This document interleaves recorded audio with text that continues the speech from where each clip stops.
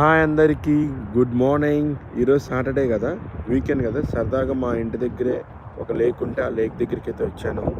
అమెరికాలో ఏంటంటే నీకు మ్యాక్స్ మనం ఉండే లొకేషన్ దగ్గరలో పక్క ఒక లేక్ అయితే ఉంటుంది.